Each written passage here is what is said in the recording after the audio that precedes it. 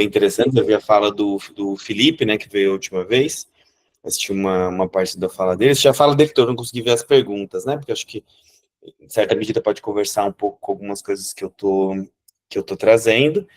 E, claro, né, agradeço também a quem pôde estar aqui presente nessa terça-noite de fim de semestre, que é, em geral, bem puxado, né? E agradeço também aí quem está conseguindo ficar com a câmera aberta.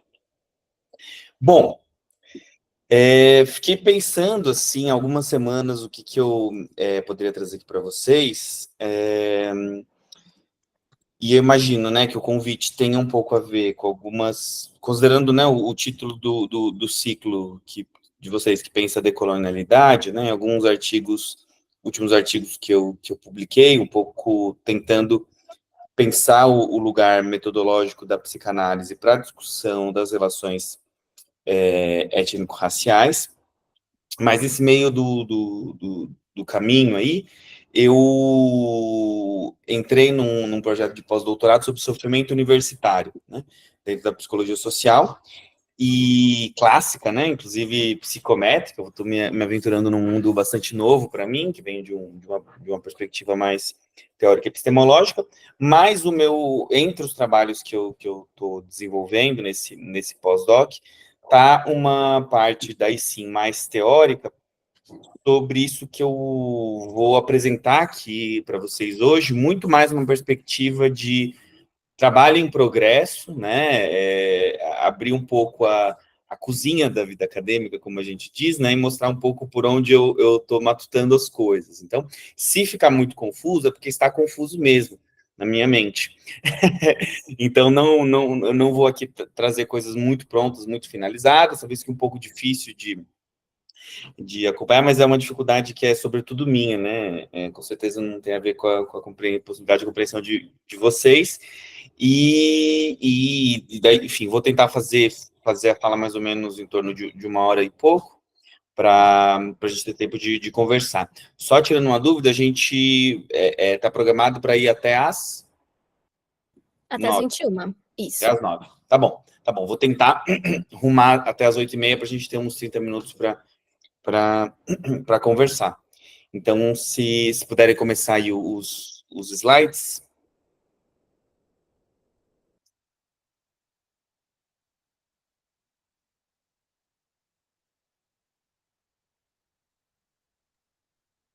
Aí.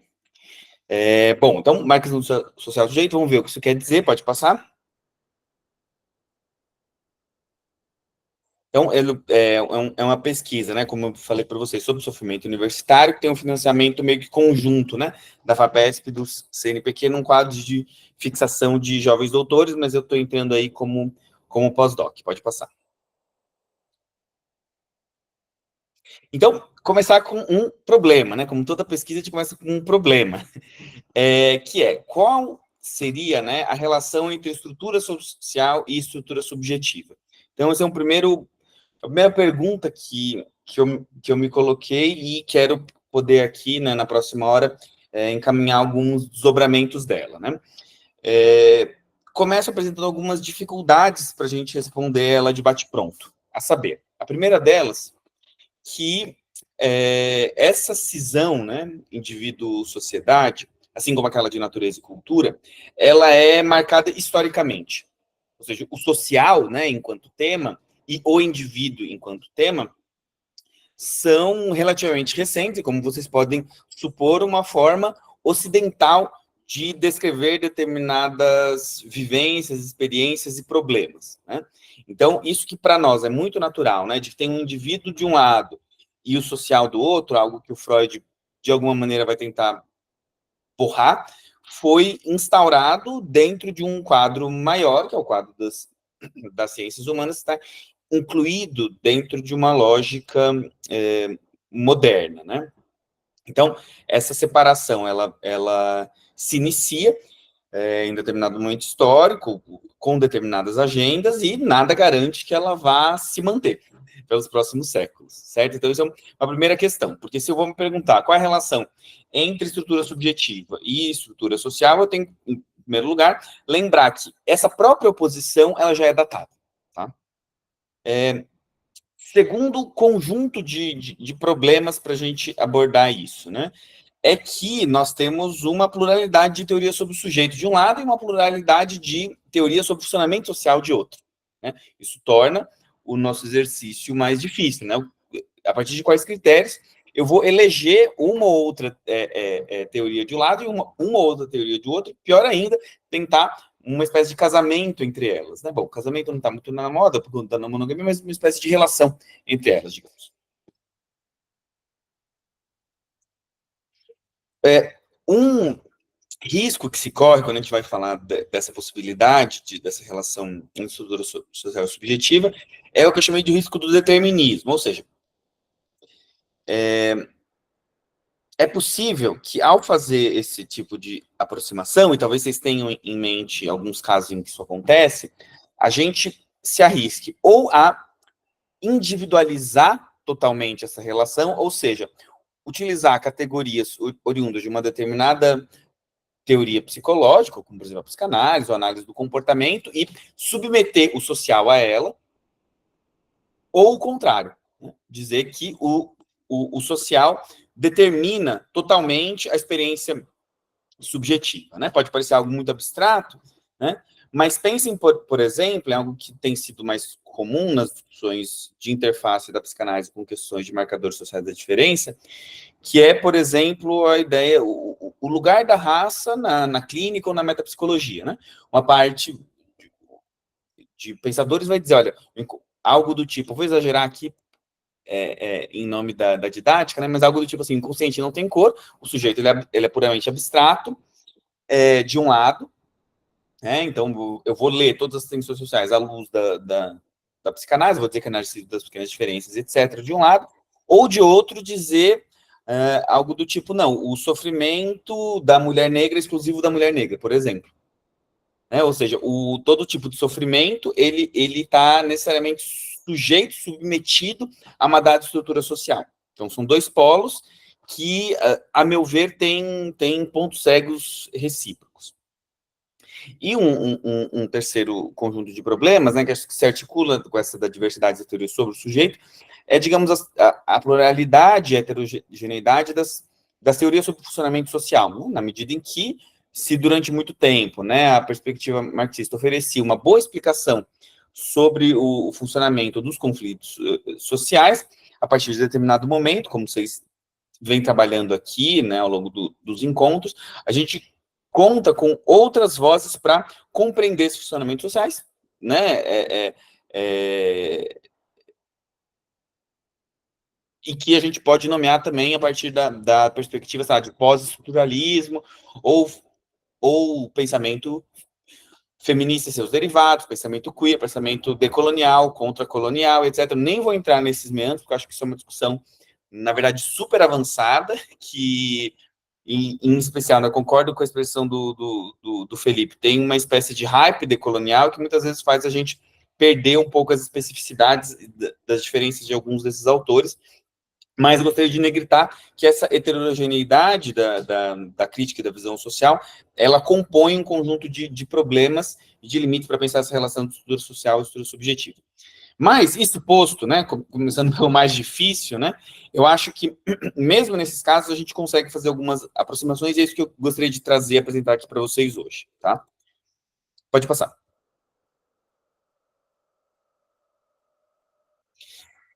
Bom, então, vamos começar pelo mais simples, né? Ou seja, quais são aquelas categorias que, no campo da psicologia, pelo menos, têm sido mais usadas para pensar a marcação social? Ou seja, quais são as categorias analíticas que, em geral, a gente lança a mão para isso? Eu selecionei 3 que eu imagino que sejam atualmente aquelas mais utilizadas: determinantes sociais da saúde, interseccionalidade e marcadores sociais da diferença. Notem, essas categorias analíticas, elas, em geral, são utilizadas de maneira intercambiável nos artigos e das dissertações. E, de fato, elas versam, assim, um pouco sobre questões que são comuns, né? A noção de determinantes sociais da saúde passa a ser, né, mais utilizada pela mente a partir dos anos 80 e 90, entre outras razões, por conta do impacto do sanitarismo brasileiro na resposta brasileira à AIDS. Né, o Brasil ele consegue um certo destaque no cenário internacional, né? Estou falando aqui da OMS, porque ele leva em consideração direitos humanos para pensar a maneira pela qual a gente respondeu ao HIV/AIDS, ou seja, não individualizando, não tratando isso como uma questão moral, não pregando abstinência, né? O que está em pauta, por exemplo, quando a gente vai falar de política de drogas hoje, mas incluindo a dimensão de direitos humanos na promoção da saúde. Isso passa a compor um quadro internacional que vai ter na noção de determinantes sociais da saúde um dos seus carros-chefe, digamos assim. Então, isso é um ponto bastante importante quando a gente vai publicar ou pensar as coisas no campo da interface com a saúde coletiva, etc. Essa é a categoria que ela é mais utilizada. Tem algumas críticas em relação a ela, por exemplo, o fato que ela apaga a perspectiva marxista da determinação social da saúde, que é uma outra forma de pensar o problema, e sublinho aqui que ela é uma categoria que é gestado, ela opera na fronteira da psicologia com a saúde coletiva. Interseccionalidade. Essa é mais pop, essa sofreu, né, o que eu venho chamando de uma nativização de uma categoria analítica, no sentido que ela passa a ser uma palavra comum, né, ela que em parte conversa com um conceito, mas não necessariamente, e ela advém territorialmente do efeito de conceitualização do feminismo negro norte-americano, né? Kimberlé Crenshaw usou essa noção de interseccionalidade pela primeira vez para falar de como determinados marcadores sociais da diferença se articulam pensando o lugar da mulher negra num determinado contexto jurídico norte-americano no final dos anos 80, né? A Patrícia Hill Collins, talvez conhecida de alguns de vocês, ela vai levar esse conceito ao estatuto de uma teoria social crítica, né? E falar em mais de um, né, marcador social da diferença, hoje quase sempre é sinônimo de falar de interseccionalidade. Sublinho, então, que essa noção, ela advém de um tipo de luta social ligado a direitos civis que tem na mulher negra uma espécie de paradigma. E esse é um dos pontos que faz a noção de interseccionalidade ser criticada, inclusive, por algumas pensadoras contemporâneas, né, como a Yasbir Puar, né, que entende que a interseccionalidade, ela de alguma forma reifica a diferença sexual. Por fim, marcadores sociais da diferença.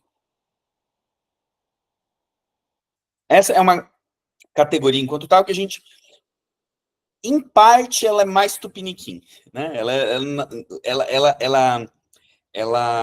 é gestada, enquanto tal, pela antropologia brasileira a partir dos anos 2000. Por mais que a ideia de marcadores sociais tenha uma origem distante lá na linguística, da marcação do discurso, ela passa a operar em discussões aqui no Brasil, a partir dos anos 2000, com uma pegada não decolonial, mas pós-colonial, né? A Vitar Bra e outras autoras que vão se utilizando, né, do pensamento um pouco clássico, pós-estruturalista, para pensar questões como raça, classe e gênero, e sublinho que desde partida já articulando esses marcadores. Então, a noção de marcadores sociais da diferença, ela é, digamos assim, historicamente interseccional, de partida, né? Mas que ela não utiliza esse termo. Então, e ela vem da antropologia. Então, vejam, são 3 categorias que falam sobre coisas meio que comuns, de jeitos um pouco diferentes, com limites um pouco diferentes, e que vem cada uma de um lugar, tá? Eu gostaria, então, talvez vocês estejam começando a sacar, de defender que pensar determinados problemas, pensar determinadas questões na fronteira entre sujeito e sociedade requer de nós uma perspectiva que, por princípio, não pode ser disciplinar. E esse é um dos pontos que eu gostaria de defender aqui hoje. Pode passar. Então, falar um pouco sobre a questão do sujeito, essa passagem do indivíduo ao sujeito, começando com uma citação do grande William Reich, esquecido William Reich. Ele vai dizer que cada organização social produz as estruturas de caráter que precisa para existir. Então, essa é uma frase importante. Por quê? Porque o Reich, ele está radicalizando a ideia de que um determinado modo de funcionamento social produz um determinado tipo de psiquismo. Isso não é qualquer coisa. Né? Por quê? Porque junto disso, né, ele está dizendo que ele está mostrando uma espécie de retroalimentação entre a estrutura social e o tipo de sujeito que ela produz. Afinal, né, a organização social ela produz estruturas de caráter que ela precisa para existir. Ou seja, produz a estrutura social, ainda que não de maneira teleológica, produz tipos de indivíduos, estruturas subjetivas, que no fundo vão dar sustentação à sua própria existência. Ou seja, existe uma alimentação recíproca entre a estrutura individual e a estrutura da sociedade como um todo. São dinâmicas que eu vou querer demonstrar aqui para vocês hoje, que são convergentes, análogas e, gostaria de defender, são homólogas. Tá? Agora, como eu dizia, como eu dizia antes, a própria oposição entre indivíduo e sociedade, ela nasce num momento específico e, como demonstraram autores, né, como, por exemplo, Luiz Cláudio Figueiredo, mas muitos outros, né, antes dele, fora do Brasil, inclusive, a invenção do psicológico, para usar as palavras dele, coincide com a invenção da modernidade, né? Mas eu traria algo a mais aí nessa conversa, que é um pouco uma dúvida dentro da dúvida cartesiana. Né? Por quê? Porque essa mítica, né, da modernidade, do Renascimento, como uma grande contribuição europeia para a humanidade, que então deve se iluminar e se abrir ao saber europeu libertador, ela começa a encontrar alguns obstáculos a partir do momento que a gente começa a concebê-la à luz de problemáticas que levam em consideração saberes não ocidentais. O que eu estou querendo dizer com isso? Eu estou me referindo aqui a um livro, peraí que eu vou pegar aqui.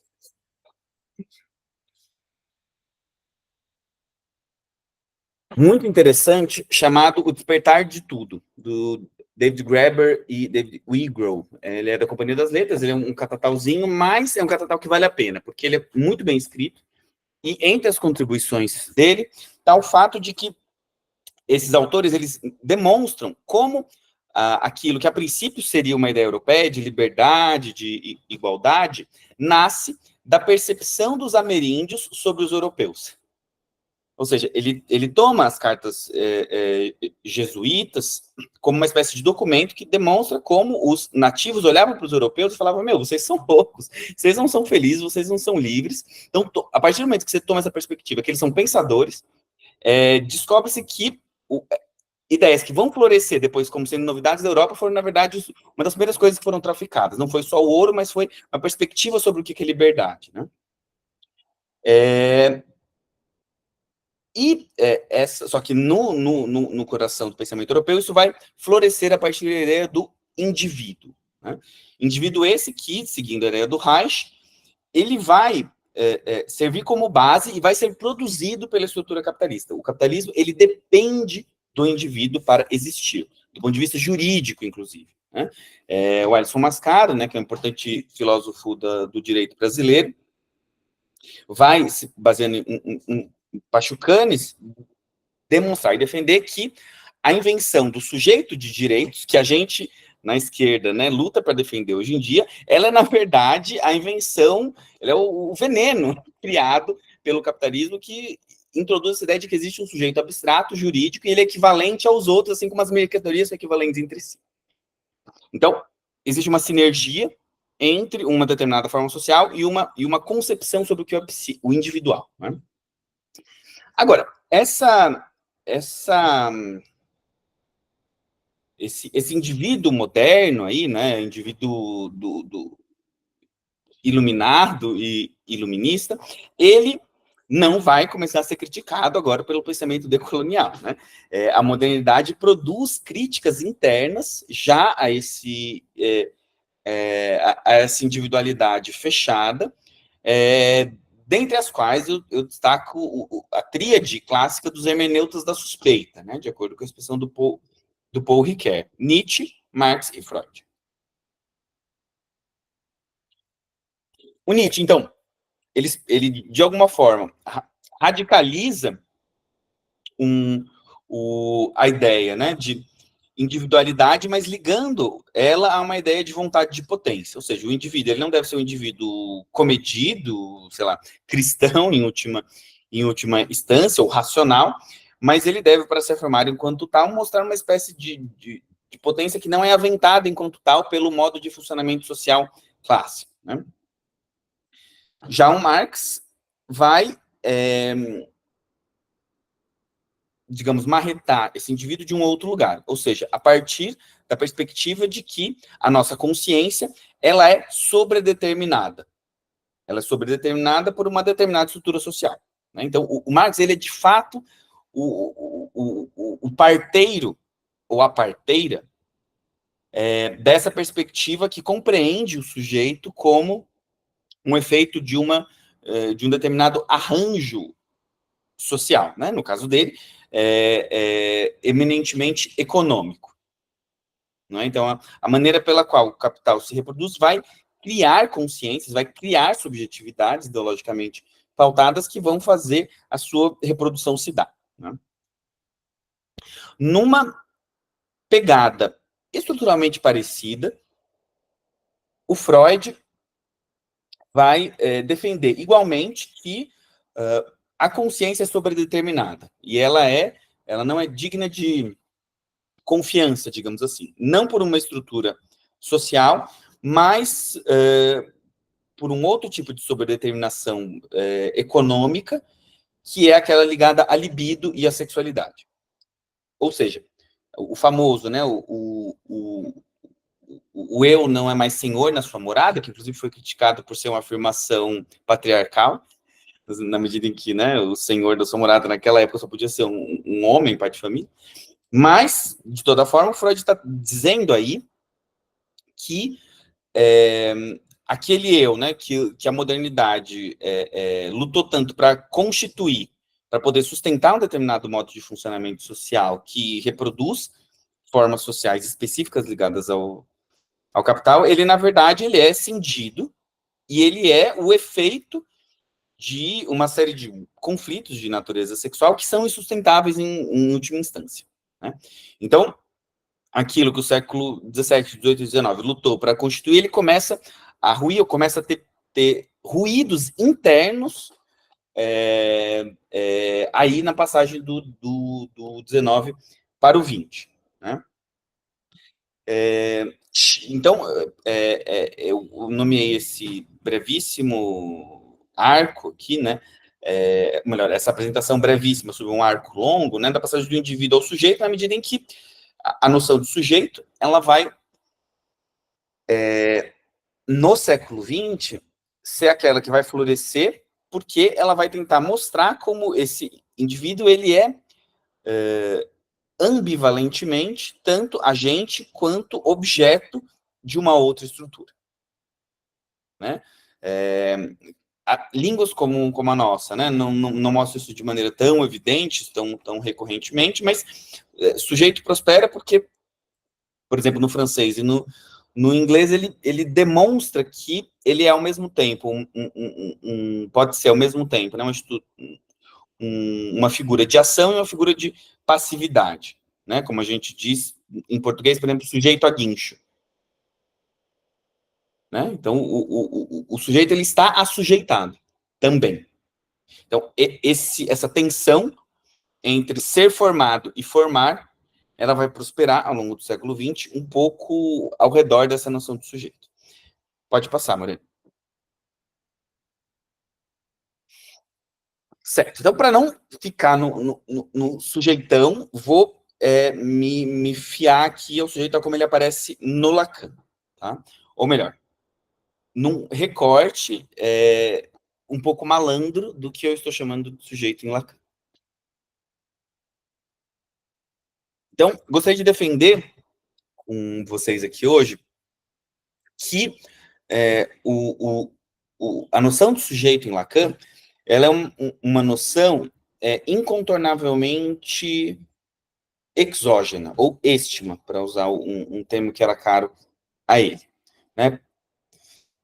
Se, né, o pensamento do que a época dele, né, chamava psicologia, prezava por esse indivíduo, né, uno, idêntico a si, muitas vezes convergente com uma determinada forma até datada de pensar o indivíduo humano enquanto ente biológico, o Lacan vai nadar contra essa corrente, tá? E desde o começo da sua produção, não é? O Lacan, curiosamente, talvez ele seja o único, mas eu não tenho certeza se ele é o único, mas ele certamente é um dos poucos autores que foi citado pelo Frantz Fanon, tanto no Pele Negra, Máscaras Brancas, quanto na tese de exercício dele, né? Como talvez vocês saibam, né? O Fanon escreveu o Pele Negra, Máscaras Brancas, ele tomou bomba na banca, não foi aprovado, era muito para Frentex o texto dele, ele nem foi para banco, o orientador dele não deixou ele defender como bom orientador, né? Entre aspas, pelo menos, segurou ele da violência da banca, ele reescreveu um outro texto, e nos dois textos ele cita o Lacan. E ele citou Lacan de uma forma muito interessante. Lembra, um texto dos anos 40, então, né? Lacan não tinha começado seu ensino, mas ele cita a tese do Lacan de 32 e vai negritar um fato muito importante, que é que o Lacan, nessa época, o jovem Lacan, digamos, pré-psicanalítico, ele bate o pé defendendo que a estrutura da personalidade é uma estrutura formada socialmente. Né, no seu famoso caso Aimé. Então, o Lacan, retomado pelo Fanon, e de fato isso em conteste na leitura da tese de T2, ele é um autor que pensa que a personalidade é formada de maneira social, analisando a paranoia, mas isso a gente pode ampliar para o funcionamento, enfim, de todas as pessoas. Mais à frente no ensino do Lacan, em textos como o Tempo Lógico, a Asserção da Certeza Antecipada, ou até mesmo o Estágio do Espelho, ele vai tentar argumentar que o eu se forma a partir de um precipitado de reconhecimentos. Então, no tempo lógico, lá os prisioneiros do aforismo estão se olhando e à medida que eles pressupõem que o outro reconhece neles, eles se descobrem pretos ou brancos, né? Ou com um disco preto ou branco no final nas suas costas, né? Então, de novo, são duas formas de mostrar que não existe um eu em si, né? Mas ele é uma espécie de efeito de algo que é externo, seja uma gênese social, na tese ele está falando de laços sociais, quase como se fosse laços de pessoas próximas. Posteriormente, ele vai ampliando isso para algo mais abstrato. Num texto que está nos outros escritos, chamado Complexos Familiares na Formação do Indivíduo, o Lacan vai tanto criticar uma perspectiva daí já um pouco mais dentro da psicanálise, né? Criticar uma perspectiva que pensa o funcionamento humano a partir da ideia de instinto, da ideia do inato, né? Hoje a gente, isso quase se consolidou, né, em boa parte das traduções do Freud, de instinto por pulsão, né? Tirar essa marca de algo que seria biológico, do funcionamento libidinal, e marcar, né, essa forma humana de pensar a relação entre corpo e linguagem em última instância, mas isso já estava sendo feito, e o Lacan foi um dos caras que lutou para consolidar a tradução de pulsão, né, no contexto francês, e a gente, como sempre, importou isso aqui para o Brasil. Mas, mesmo no texto de 32, ele, ainda que ele use instinto, ele está dizendo, o instinto não é natural, o instinto ele é social e etc. Né?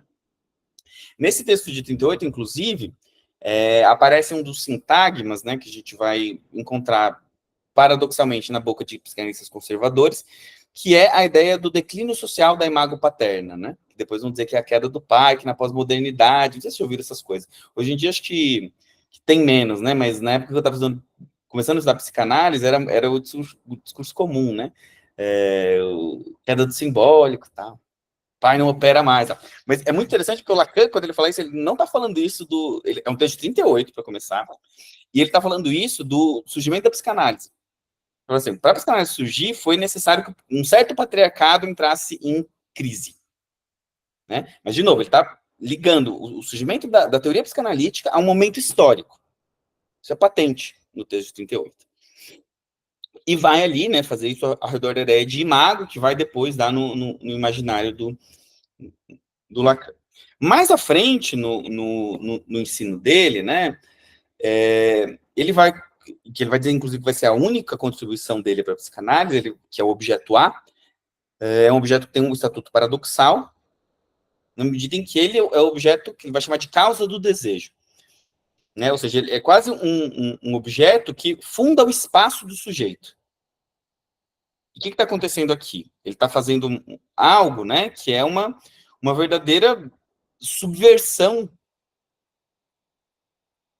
da maneira clássica de se pensar a relação entre o sujeito de um lado e o objeto do outro. Ele está invertendo isso. Ele está dizendo quem manda é o objeto. Né? O que não é qualquer coisa. Né? Então, de novo, mais um caso do sujeito como efeito. E mesmo a pulsão, que em Freud ainda tinha uma certa ambiguidade em relação à sua fronteira com o biológico, até o inato, em Lacan, ele vai definir isso um pouco mais tardiamente, lá pelos anos 70, como a pulsão é o eco no corpo do fato de que existe um dizer. Então, olha a brisa. Por haver um dizer, né? O que é o dizer para Lacan? O dizer digamos assim, é quase assim, o fato de existir linguagem, o fato de se falar. Então, o fato de se falar produz um eco no corpo que a gente chama de pulsão. Certo? Então, estou dando esse breve panorama recortado do Lacan para sublinhar um único fato, de que, para ele, o sujeito ele é sempre um efeito. Vocês talvez conheçam a tríade lacaniana clássica, né? As categorias lacanianas de análise das questões teóricas e clínicas, que são real, simbólico e imaginário. Né? Percebam, são 3 categorias que mostram como o que a gente pode localizar como o sujeito não é idêntico a si. Né? De um lado, ou melhor, em primeiro lugar, no imaginário, o eu é formado a partir de uma imagem que vem de fora, então não é ele, né? Primeiro existe o outro do espelho para depois o eu se constituir, então o eu se forma desde fora, resolvendo um problema que o Freud tinha deixado aberto na Introdução ao Narcisismo, em 14. No registro simbólico, ele é o sujeito, né, que é o grosso da obra lacaniana. Ele é o efeito de uma estrutura de linguagem ou de uma estrutura de parentesco, né, que o antecede, a ideia do inconsciente é estruturado como uma linguagem, né, então ele não é um baú das minhas recordações individuais, ele responde a uma estrutura maior. E, por fim, o registro do real sublinha uma espécie de contingência para pensar a emergência do sujeito, seja na clínica, seja fora dela. Ou seja, há algo que... há um equívoco, algo que falha, uma rampagem estrutural que não vai permitir que o sujeito seja recortado enquanto tal. Então, por onde quer que você tente pegar o Lacan, ele está dizendo como esse sujeito ele é formado desde fora. Tá? Pode passar.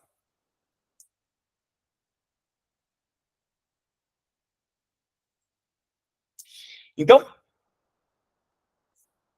isso posto, como que na psicanálise a gente constrói conhecimento? A Vulgata, digamos assim,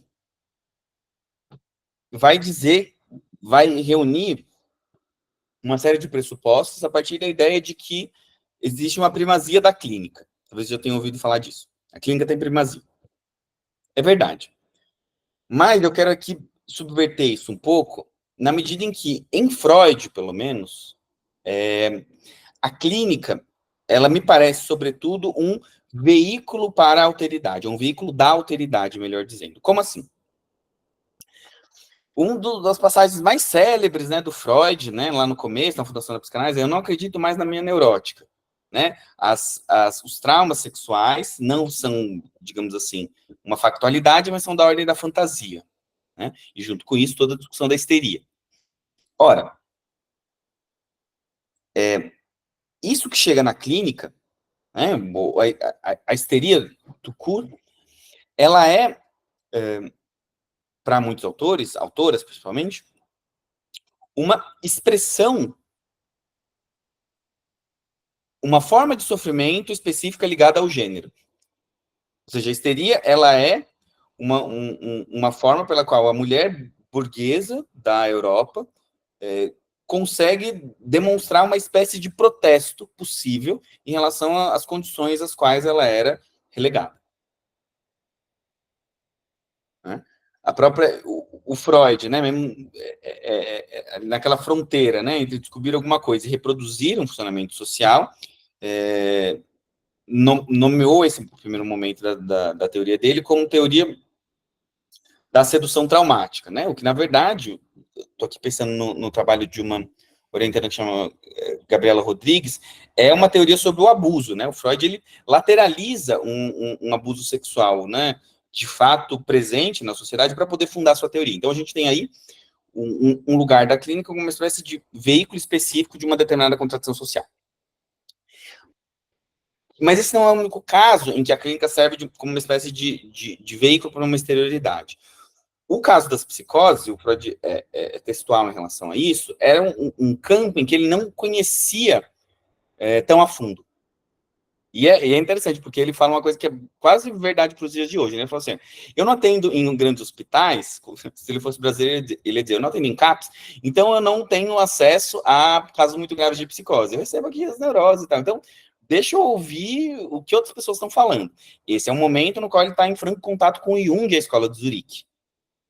Né? Então, para ele, é importante ter um diálogo mais franco com a psiquiatria, entre outras razões, para fazer a psicanálise sobreviver para além da sua própria judeidade. Né? Como vocês sabem, um dos interesses do Freud para com Jung é o fato de que Jung era gentil. Né? Então, e por que isso é importante? Porque se no primeiro ponto, né, avança-se em direção à teoria da fantasia, nesse segundo avança em relação à discussão sobre o narcisismo. A discussão sobre o narcisismo, ela nasce da psicose, do Schreber e das discussões que vinham da escola de Zurique, né, introjeção da libido, todos os termos do Jung, antes deles romperem. Ou melhor, antes do Freud romper com Jung. A partir do momento que o Freud começa a atender mais homens, inclusive isso está naquele livro Psicanálise Sem Édipo, do Philipp van Reuter, ele começa a edipianizar mais a sua teoria, e com a escuta da neurose obsessiva, ele vai balizar, ele vai começar a construir aquele que é o seu texto mais autocitado, o Totem e Tabu. Né, aquela espécie de brisa antropológica dele, né, agora ele vai pegando ali alguns antropólogos da época dele, que, enfim, de uma maneira bastante conveniente, para dizer o mínimo, e constitui uma teoria, um mito fundador da sociedade, mas igualmente da neurose, por meio de um diálogo com a antropologia. Né? Um outro exemplo desse tipo de exterioridade está na própria proposta da pulsão de morte. Porque em 1920 ele começa a falar das neuroses traumáticas, que tinham a ver, né, claramente com o efeito ali da Primeira Guerra Mundial, e frente ao impasse que os sonhos traumáticos vão mostrando para ele, o que ele faz? Ele, sei lá, eu ia dizer recua, mas essa não é uma palavra boa. Ele se vale da biologia, da discussão das mortes celulares, para avançar na teoria e propor a radical ideia de pulsão de morte. Então, frente a um impasse clínico, mas também teórico da psicanálise, ele, mais uma vez, faz um recurso a uma espécie de exterioridade. Esse tipo de movimento, ainda que tem algumas diferenças, a meu ver, ele se repete no Lacan. Né? Por quê? E aí eu fiz uma brincadeirinha aí, no Paris, lugar de fala de Lacan, porque a teoria lacaniana, a gente tende a vê-la, né, como uma espécie de, hoje talvez menos, né, mas ainda assim, você vê como uma espécie de avanço conceitual, né, e abstrato em relação ao sujeito, mas a gente perde a noção de que o Lacan estava dialogando com uma galerinha que estava na moda em Paris. Né? E eu acho que eu quero falar um pouco disso, com esses termos. Porque há um certo discurso psicanalítico, notadamente conservador, mas não só conservador, tem pessoas que não são conservadoras em si, mas reproduzem isso, que acham que o estruturalismo fala de um universal, e hoje em dia as discussões sobre gênero, decolonialidade são modas. Né? Eu defendo que não. Né? O estruturalismo era uma moda boa. Deu bons frutos. Tem limites. Mas o pensamento em ciências humanas vem em ondas como o mar. Né? Pelo menos até hoje. Então, é importante dizer isso para voltar um pouco para a questão mais teórica do Lacan. Por quê? Porque eu coloquei Sujeitos de Desejo, que é o nome do doutorado da Butler. Né? A Butler, antes dela falar de gênero, ela falava de Hegel, ela é hegeliana. Super hegeliana, da aula de Hegel, adoro dar aula de Hegel. E o Hegel foi um cara importantíssimo para o Lacan. No caso do Lacan, é mais dramático, é mais explícito do que o Freud. Boa parte dos conceitos fortes da psicanálise lacaniana não são da psicanálise. Desejo não é, significante não é, estrutura não é. Né? Então, o impacto da chegada tardia do Hegel na França, que foi analisado pela Butler nesse livro, O Sujeito de Desejo, que acho que foi recentemente traduzido, voltar para ser traduzido, ela tem um capítulo dedicado ao Lacan, que mostra qual foi o eco da chegada via Kojève do Hegel na construção ali daquilo que viria a ser o projeto de retorno a Freud. Claro, ele faz algumas mudanças em relação ao Hegel, ele vai dizer que o importante não é o desejo de reconhecimento, mas o reconhecimento de desejo e tal. Mas o lance é que isso tudo só foi possível disparado por uma exterioridade conceitual e disciplinar. Mesma coisa com a estrutura, seja na verve da linguística, né? Saussure, Benveniste, né? Os estruturalistas. Ele chega até a comentar uns pragmáticos, mas no final da vida. Seja pelo estruturalismo de inspiração antropológica, notadamente aí o Lévi-Strauss, né? Ele lê essa galera e fala, nossa, mas e se a gente reler o Freud, repensar o Freud a partir dessa galera, a partir desses problemas que eram, a princípio, exteriores à psicanálise, né? E o seu ensino acontece por conta disso. Né? Nota de rodapé, né? Vale lembrar que talvez, se não existisse o Brasil, não existiria o Lacan, não esse Lacan, né? Na medida em que o Lévi-Strauss só escreve sua tese de doutorado porque ele é convidado para dar aula na missão aqui que funda a USP, foram lá na França atrás da molecada, o Lévi-Strauss era jovem, veio aqui, estudou as tribos do Alto Xingu, foi para os Estados Unidos, encontrou, acho que foi, não foi o Benveniste, foi um outro linguista, mas que não era o Saussure, depois eu lembro o nome dele. E lá eles tricotaram o estruturalismo que depois chegou na França, mas sem as populações nativas do Brasil e sem essa missão de constituição da universalidade ainda nos anos 30, talvez o Lacan fosse mais um psiquiatra perdido, né, no mundo. Né? E, por fim, no Lacan, as famosas teorias da sexuação, né,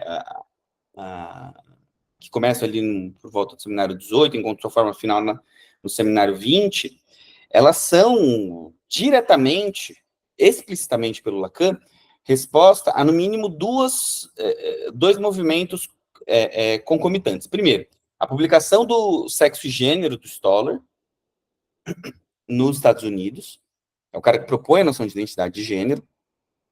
Lacan cita ele no seminário 18, de um lado, e de outro, a potência do movimento feminista francês nos anos 70.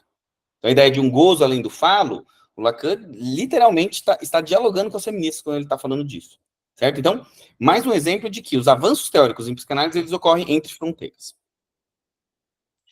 Então, isso posto, né, como assumir e levar às últimas consequências isso que eu estou chamando de essa extimidade disciplinar. Pode passar. Então, aqui a parte mais experimental da coisa. Gostaria de defender aqui com vocês que a gente precisa se valer um pouco mais, ou se valer sem vergonha, de alteridades disciplinares em humanidades, né? Por quê? Porque eu entendo que existe aquilo que eu chamaria de um caráter metafórico de ultrapassagens disciplinares, nas ultrapassagens disciplinares. O que isso quer dizer? Metáfora, no nosso campo psicanalítico, e de novo, né? Algo que vem de fora, vem da linguística, é uma troca de significante com ganho de sentido. Toda vez que isso acontece, eu vou dizer que há uma metáfora, né? E por que eu acho que esses tráficos, eles fazem isso, né? E o gênero, eu acho que ele é um caso paradigmático disso. Porque a cada vez que gênero muda de contexto, de disciplina, de dono, ele se enriquece. Ele passa a significar alguma outra coisa, né? Ele nasce, né? Claro, tem a pré-história do gênero, né? Que é Freud, Margaret Mead, todas as ondas do feminismo anteriores, claro, elas preparam o solo para isso. Mas do ponto de vista estritamente conceitual, ele nasce a partir de uma ideia de papel de gênero, com o John Money, um psiquiatra. Estava começando a estudar pessoas trans lá nos Estados Unidos. Claro, um culturalista, né? Bem amparado ali pela lógica americana da época, e o Stoller, que eu estava há pouco, ele já impõe uma primeira diferença em relação ao gênero, porque ele é o primeiro cara que vai dizer que o gênero é uma identidade. Então, a nossa ideia de identidade de gênero nasce com o Stoller, e ele tenta, e é muito bizarro isso, porque o Money trata o gênero como um papel, ele é um culturalista extremo, né? E o Stoller, a partir de uma certa psicanálise, é muito bizarro esse momento da história, ele tenta mostrar que existe uma base biológica para o gênero, mas ele cria a noção de identidade de gênero. Então, existe uma disputa ali na psiquiatria americana dos anos 50 e 60, entre o que é inato e o que é adquirido no gênero, para pensar uma coisa que estava começando a ser dita nesses termos médicos, que era a transexualidade. Na época chamávamos de transexualismo. Só que a beleza da coisa é que uma jovem antropóloga chamada Gayle Rubin lê esses caras. E ela fala, mas e se gênero não for uma coisa só de pessoas trans? E se gênero for uma forma pela qual a sociedade transforma genitálias diferentes em sistemas de opressão? Então, o gênero, um pouco mais politizado, como a gente entende hoje, só foi possível porque a Gayle Rubin olhou para o que estava sendo produzido na psiquiatria e levou isso para o campo da antropologia, a partir de uma perspectiva marxista, de uma metodologia marxista, né?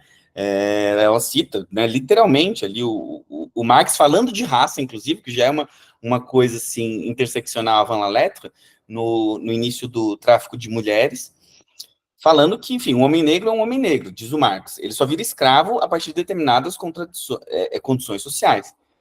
Gayle vai dizer, uma mulher é uma fêmea, ela vira mulher esposa em determinadas condições sociais. Então, está dado a letra para o gênero ganhar, digamos, em potência explicativa, né? E isso vai continuar, né, ao longo dos anos 80 e 90, seja por uma perspectiva mais pragmática, da linguística pragmática e filosófica, no caso da Butler, seja de um giro tecnológico, no caso da Donna Haraway, seja, mais recentemente, com um Paul Preciado, a partir do que ele chama de epistemologia política do corpo. Né? Então, toda vez que o gênero salta de mão em mão, ele, de alguma maneira, se enriquece. De maneira análoga, a noção de raça, e aqui é um debate, é tenso, porque não é um ponto pacífico, todos os pesquisadores da da área de relações étnico-raciais, ela nasce como um dispositivo necropolítico, né, no final ali do século XIV, uma tecnologia contra judeus e árabes na Península Ibérica, testada nos povos ameríndios e, ao longo do século XVIII e XIX, toda a população não branca, né, ao qual o dispositivo, o discurso europeu tinha acesso. A raça, portanto, passa a ser uma forma de domínio sobre o outro que tem, na ficção da explicação biológica, a sua base. No entanto, os estudos críticos sobre raça, hoje, pelo menos aqueles mais pujantes, não renegam essa noção a partir de um discurso que é verdadeiro também, em certa medida, que é raça, só existe raça humana. É certo dizer isso? Não. Você pode pegar esse mesmo termo e usá-lo como uma arma. Dizer, não, existe raça sim. Porque no Brasil, quem tem uma determinada cor ganha menos. Quem tem uma determinada cor vive menos. Quem tem uma determinada cor morre mais. Então, é uma passagem, inclusive, de um polo para outro oposto, que também demonstra esse caráter, enfim, híbrido da própria noção de raça. Né? Voltando um pouco para a psicanálise. Né? Um momento, né, que parece bastante exemplar dessa conceituação interdisciplinar é o famoso racismo e sexismo na cultura brasileira, da Lélia Gonzalez. Nesse texto, tem uma passagem que, para mim, ela é muito enigmática, no qual a Lélia Gonzalez, enfim, tem aquela epígrafe, e ela começa a falar do percurso dela própria dentro das ciências sociais, e de como ela explicava a questão da relação étnico-racial, e de repente ela começa a falar de um determinado limite dessas explicações econômicas, né, ou sociológicas. E aí ela se volta à psicanálise para compreender um fenômeno que até então, de acordo com ela, com as ferramentas que ela tinha, não conseguia ser compreendido, que é o lugar da mulher negra na sociedade brasileira, e mais especificamente o lugar que é dado a ela na cultura.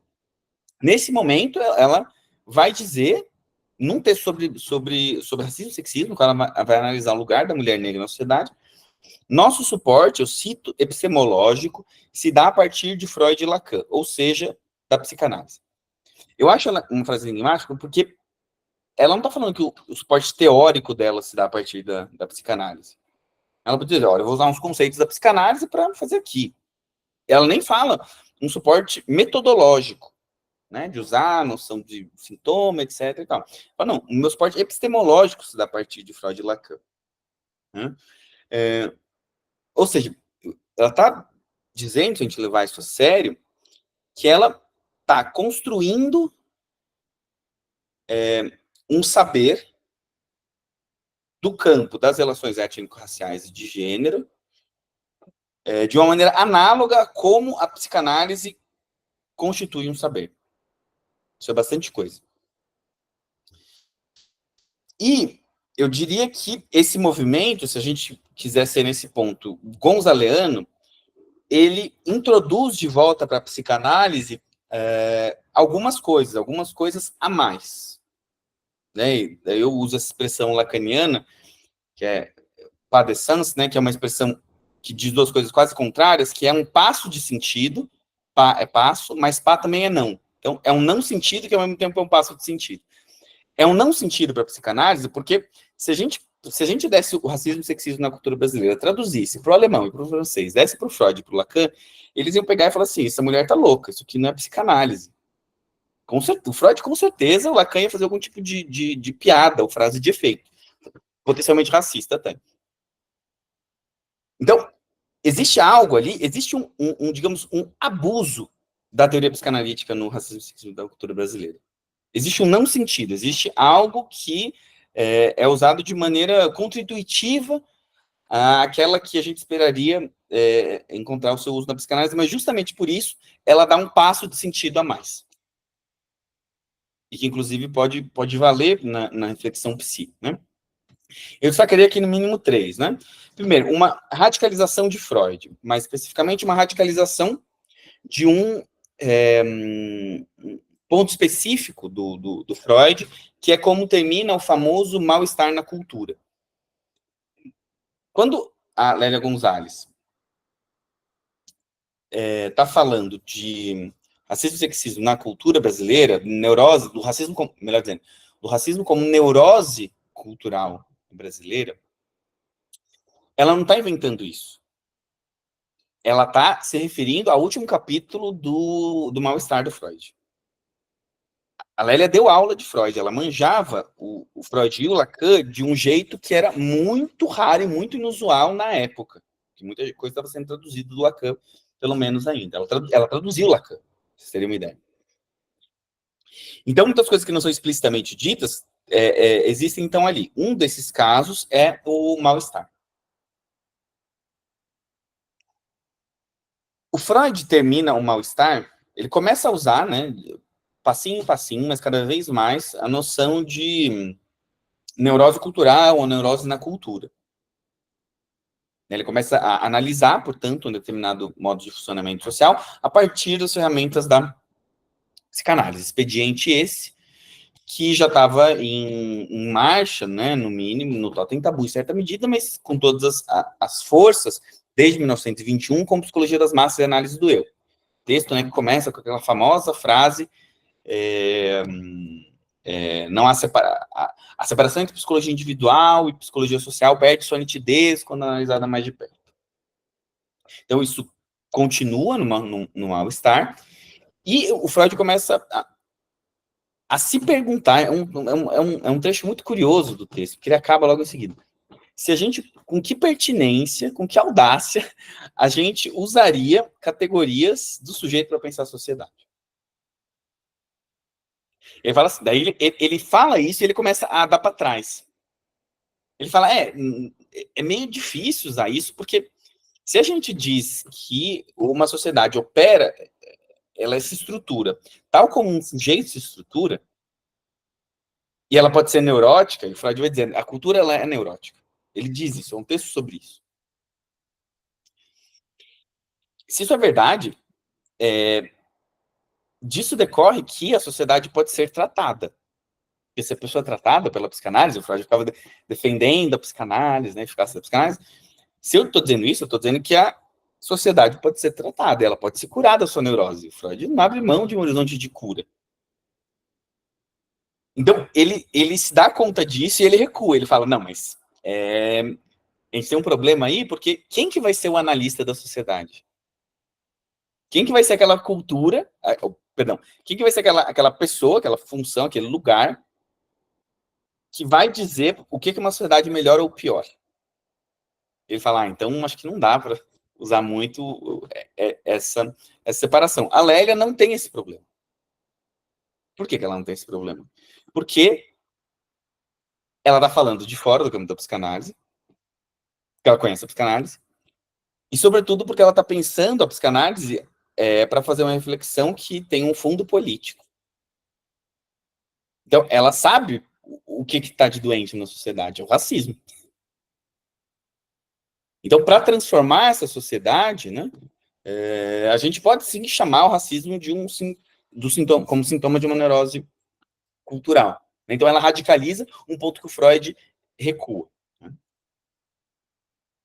Segundo nível, eu acho, da contribuição da Lélia para o campo da psicanálise, né? Disso que o que acontece, né, quando alguém usa noções, né, e uma epistemologia, nas palavras dela, da psicanálise para um outro campo, que ela permite, aí ela radicaliza o Lacan, a pensar um sujeito para além do indivíduo. Por quê?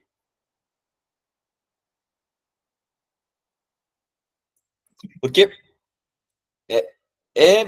às vezes é até meio ridículo, né? Porque o Lacan passou, sei lá, várias décadas tentando separar o sujeito do indivíduo, tentando dizer, olha, o sujeito é um efeito de linguagem, ele acontece, para alguns, eu acho que até tem certa razão, o Lacan está falando do sujeito em análise, nem dá para você aplicar essa noção, ou o sujeito lacaniano, para pensar ele em outros contextos, como políticos, culturais, etc. Mas, de toda forma, ele tentava separar o sujeito do eu, né? É a bandeira do Lacan a partir dos anos 50.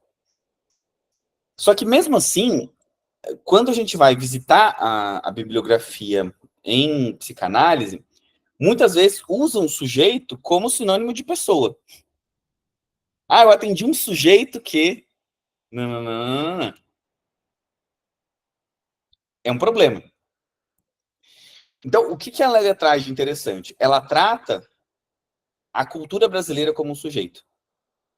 Por quê? Porque se a gente for ser estritamente lacaniano, o sujeito para o Lacan é um intervalo entre dois significantes. O significante é o que representa um sujeito para outro significante.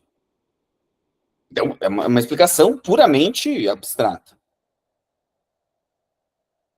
Então, se isso é verdade, eu não preciso... Nada liga isso diretamente a uma pessoa com RG e CPF. Nada isso liga diretamente ao sujeito, a alguém que tenha um corpo que reconheceria-se como do Homo sapiens sapiens. A teoria do Lacan permite uma ampliação dessa teoria individual, e a Lélia Gonzalez faz isso quando ela usa a teoria da psicanálise para pensar uma relação social mais ampla. Então, é algo, de novo, que a psicanálise pode aprender com ela, né? E, por fim, eu diria, uma espécie de nova reflexão sobre a universalidade, né? Não a universalidade do estruturalismo, do inconsciente não tem cor, e etc., né? Mas uma universalidade da teoria que deixa de pensar, né, o uso que ela faz de determinados conceitos da psicanálise como traições da teoria psicanalítica e mais a reflexões não monodisciplinares, né? Ou seja, quando ela usa, né, uma teoria da psicanálise para pensar um outro problema, ela está, no fundo, ainda que a gente possa, como psicanalista, olhar e falar assim, mesma coisa com o Preciado, né, no famoso discurso dele lá para a Academia de Psicanalistas. A gente pode olhar e falar assim, não, mas ele está errado aqui, usou o Lacan errado acolá e tal, é verdade. Mas o que a gente pode, se a gente quiser ser, inclusive, psicanalista, escutar daquilo que se diz, muito mais potente, pode levar a nossa teoria muito mais longe, ampliar uma determinada universalidade que, se a gente fica no regime monodisciplinar, isso se torna impossível. Pode passar.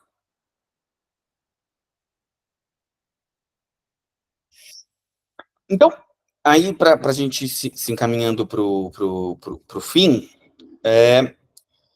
o que pode ser proposto de maneira mais operativa como essa marcação social do sujeito, né? Então, eu diria que o sujeito, ele vai, e aqui eu estou usando ele um pouco na fronteira, né, desse sujeito, desse indivíduo, essa coisa, ela se constitui pela marcação social de traços. O que eu quero dizer com isso? Traços, né? Eu tô pensando aqui num livro de uma pensadora trans que chama Júlia Serrano, que foi quem, pela primeira vez, falou de cisgeneridade, né? Ela é um pouco a inventora dessa noção, que, inclusive, dá briga até hoje em dia aqui no Brasil. E ela defende que uma diferença muito interessante entre traço e marca. Vai dizer, o traço, ele é inerte. A marca, ela é visível. Então, digamos assim, cropped. Né? Se eu sou uma pessoa que tem um corpo socialmente marcado como feminino, eu uso um cropped e eu ando na rua, isso não vai chamar um determinado tipo de atenção. Agora, se eu sou alguém que tem um corpo que é socialmente marcado como masculino, o cropped vai deixar de ser um traço e vai virar uma marca. Então, a marca impõe um regime de visibilidade ao traço. Né? E isso vale para raça, isso vale para gênero. Determinados traços que a gente tem sobre determinadas estruturas sociais se tornam marcas, e marcas que podem, né, levar à violência, à exclusão ou à invisibilidade, como é o caso, por exemplo, aqui da branquitude, que é um tema, né, cada vez mais presente nas discussões étnico-raciais. Né? E, claro, essa marcação, ela não é uma marcação fixa, ela é uma marcação processual, né? Ou seja, ela é um processo que depende, né, do reconhecimento, para voltar à gramática hegeliana, no qual o sujeito tem uma espécie de agência e ela pressupõe, sobretudo, transformação. Por que eu estou dizendo isso? Para voltar ao nosso exemplo do cropped, né? O cropped hoje é uma peça reconhecida como feminina, digamos assim. Mas, até os anos 70, era uma peça que a gente encontraria sendo usada por homens héteros. Por conta, de novo, do HIV/AIDS, determinadas formas de se vestir, de homens cis hétero, passaram a ser marcadas. E, portanto, feminilizadas nesse caso. Então, se trata de um processo, não existe uma fixidez, tal como o significante não é colado no significado, o traço não é colado na marca. Agora, voltando a essa questão, né, interdisciplinar que eu estava falando para vocês, e essa é a parte ainda bastante experimental aqui da coisa, eu defenderia que a gente ganharia, talvez, repensando o aparelho psíquico como uma espécie de reprodutor de tensões históricas. Né? Ou seja, ao invés de pensar, sei lá, um indivíduo que é um indivíduo branco numa sociedade racista, ou coisas assim, né, que separam ainda indivíduo de sociedade, pensar, por exemplo, a branquitude como um processo que é um único processo social e psíquico. Né? Eu chamei ela aqui de um duplo silenciamento, por quê? Porque, seja da perspectiva da estrutura da branquitude, pelo menos a partir do Fanon, ela coloca, por exemplo, a animalidade no campo do outro, a sexualidade no campo do outro, né, tudo de ruim, digamos, no campo do outro, e inventa para si uma torre literalmente de marfim. É um processo de discurso social. Mas, ao mesmo tempo, ele funda subjetividades.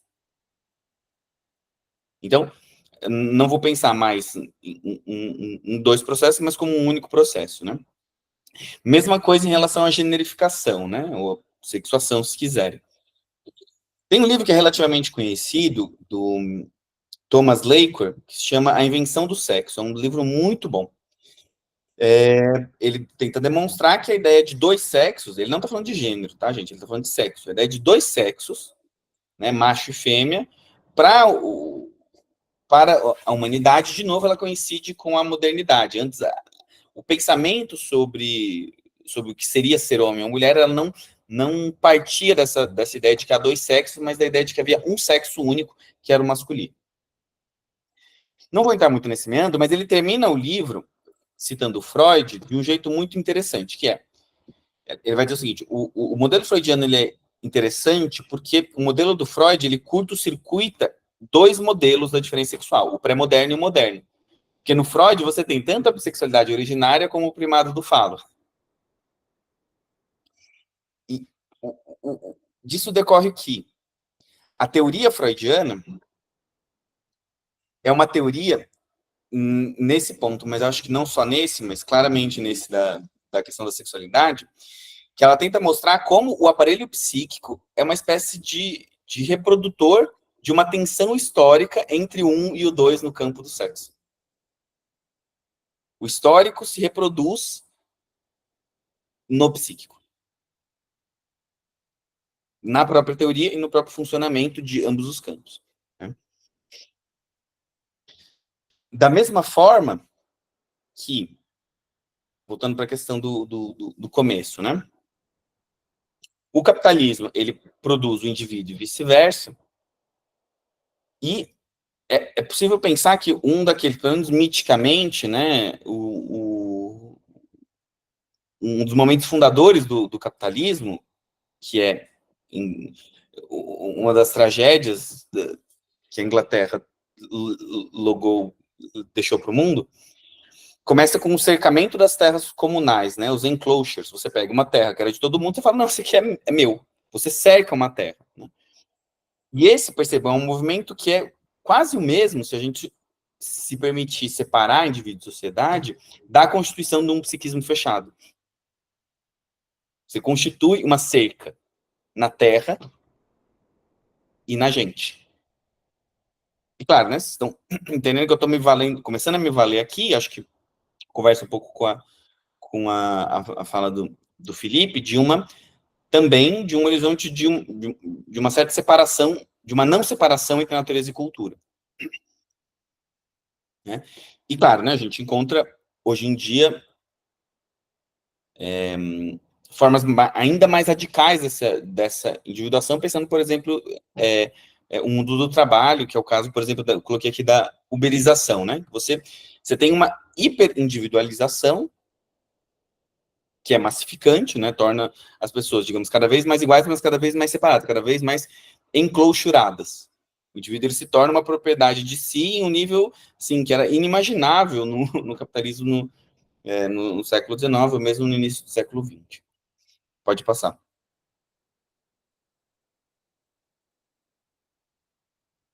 Então, para concluir, né, dá para dizer, ou para sustentar, pelo menos assim, como categoria de trabalho, que o sujeito na modernidade, ele produz, ele é de fato, ele tem de fato uma estrutura moebiana, né? Banda de Moebius é essa figurinha aqui que está na esquerda, né? Essa figurinha que topologicamente não tem dentro e não tem fora. Aí você vai andando no dentro, você aparece no fora e vice-versa, né? Na medida em que, voltando para o Marx, né, a consciência, ela é, como exemplos, né, um efeito ideológico, tanto no Freud quanto no Marx, você tem, ela produz, né, um conflito estrutural com uma verdade que lhe causa, mas ao mesmo tempo está escondida dela, né? A gente considera aquilo que é humano e aquilo que é desumano a partir de estruturas racializadas, tanto no laço do mais individual ou mais subjetivo possível, quanto naqueles mais macros, né? A gente tem um exemplo disso bastante atual no que está acontecendo em Gaza, né? No sentido da radicalidade da desumanização pela racialidade. E, pelo menos no que tange a modernidade, o sexual, ele, ao mesmo tempo, né, que pelos seus desvios, nos humaniza, né, a pulsão é aquilo que, né, diferencia ou diferenciaria, né, o gênero humano, na modernidade, ou a partir dela, vai construir um campo que é quase que incontornavelmente normativo. Né? A sociedade, ela regula os corpos a partir tanto da sexualidade quanto no gênero. Isso vai acontecer, né, psiquicamente. Um exemplo disso é a ideia, né, de heterossexualidade melancólica da Butler, que é um dos pontos, não é um capítulo muito comentado do problemas de gênero, mas é um dos mais freudianos e talvez um dos mais bonitos ali, né, no qual ela vai usar uma estrutura que a princípio era só da psicopatologia para pensar uma constituição de gênero, né? Então, que está de novo nesse meio do caminho entre disciplinas, não é? Agora, claro, né, para concluir, mesmo se a gente pensar essas primeiras categorias de trabalho que eu coloquei aqui, né, dessa estrutura moebiana do sujeito, ainda assim elas não são, por princípio, universais ou totais, né, na medida em que elas, como falei no começo, elas nascem em determinado momento histórico, então nada garante que elas vão ser eternas. Elas estão ligadas sempre necessariamente a uma territorialidade, né? Nesse caso aqui, a territorialidade que foi de alguma forma tocada pelo discurso moderno ou europeu, né? E ela está sempre, ela vai estar submetida a efeitos de poder, inclusive de quem enuncia ou pode pensar essas categorias de sujeito. Né? E para aí sim concluir mesmo, né?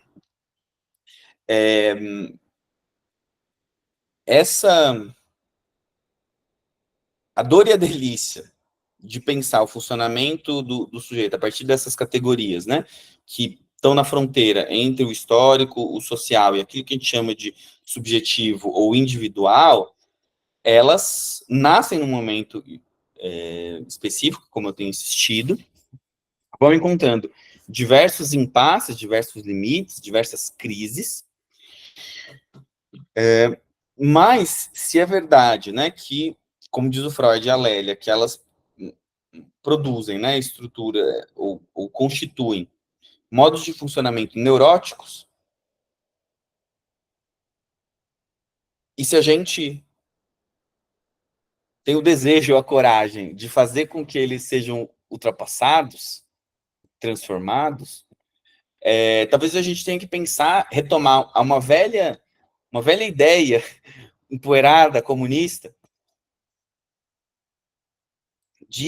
na época dele, chamavam de criar um novo homem, né? A gente não precisa usar palavras tão generificadas assim, mas de pensar uma nova forma de subjetividade, não somente para produzi-la na marra, mas, no mínimo, para costurar hipóteses outras sobre o funcionamento do sujeito em sociedade que não estejam presas a essas amarras, presas às amarras ideológicas, presas às amarras desse tipo de racialização, presas às amarras desse discurso que vai sendo cada vez mais normativo sobre a sexualidade, né?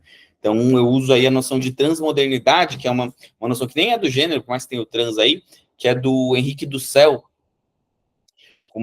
a partir do Bruno Latour, toda essa turma aí do giro ontológico, que vai entender que não se trata de ser, né, pós-moderno, né, ou moderno, nem fomos moderno do Latour, mas entender que a nossa modernidade, ela ainda assim, ainda hoje, coexiste com outras formas, ele está pensando em povos originários, né,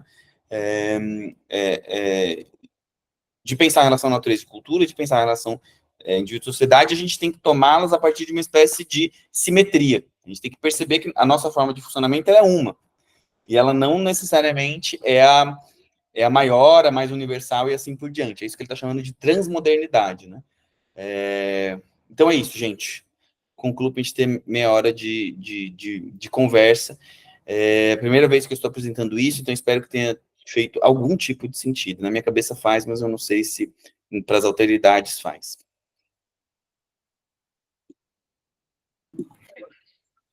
Bom, obrigada, Pedro. Para mim, provocou diferentes sentidos, né? Muito, muito interessante, instigante a sua proposição, sua forma de pensar.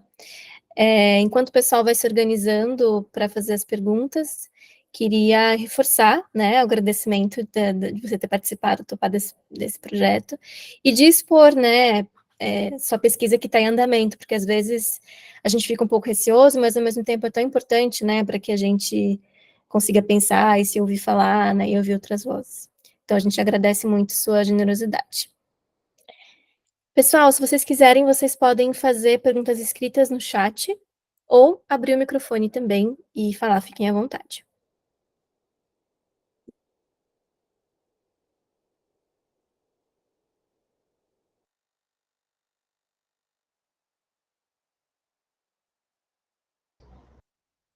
Enquanto o pessoal vai se animando, então vou deixar aqui a minha pergunta. Vou abrir a fila.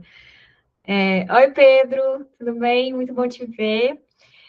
Queria, né, reforçar o agradecimento aí da Ju, né? A gente está muito feliz, né, de você ter topado o nosso convite. E eu não pude ouvir o comecinho, né, da sua fala, mas eu fiquei pensando muito nisso que você traz sobre a gente conseguir bancar, né, ter coragem de bancar a interdisciplinaridade, ou o que a gente chama na linguística aplicada de indisciplinaridade, né?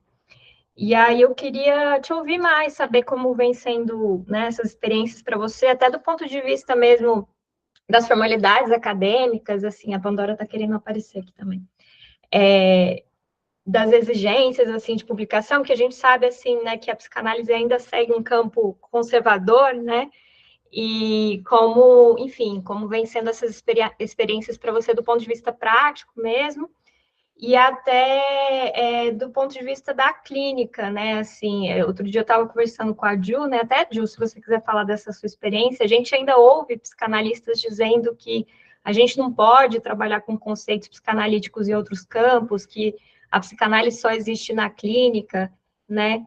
E, enfim, eu queria te ouvir um pouco mais, saber como você vem lidando com isso. E é isso, obrigada. Valeu. Então, Mari,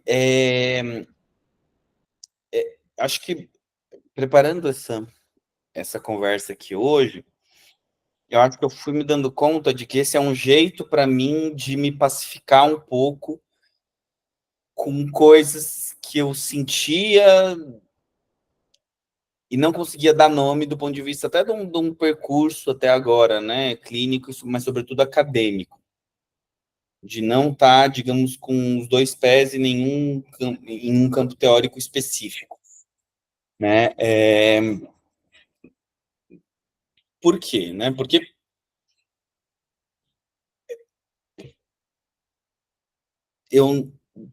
a minha entrada na psicanálise sempre foi uma entrada, para usar a expressão do Aranzal Dua, mestiça, porque eu nunca consegui ler, não é nem produzir, eu nunca consegui ler a psicanálise sola. Eu sempre usava ela para pensar alguma outra coisa, ou uma coisa clínica, um caso clínico específico, mas sobretudo para pensar as questões no começo do meu percurso sobre gênero, né, e tal. Então eu usava o gênero como uma espécie de causa da minha leitura da psicanálise, né. E meu mestrado e meu doutorado são bem psicanálise, bem Lacan e tal. No mestrado ainda mistura um pouco com história da masculinidade no Ocidente e tal. No doutorado é bem lacaniano mesmo, na época com uma aposta ingênua de que os lacanianos iam me ler, né? E daí eu fiz um negócio bem lacaniano, do tipo, não, gente, gênero é legal. Um pouco, gênero é legal, é interessante. Não é só coisa de americano. Olha que legal, né? Um pouco ingênuo. Tanto que a Patrícia Porchat perguntou na minha banca de defesa, por que você não botou gênero no seu título, no título da tese? No livro eu botei, né? Daí eu falei para ela, não, porque eu quero que seja um cavalo de Troia, porque se eu botar gênero no título, os lacanianos não vão ler.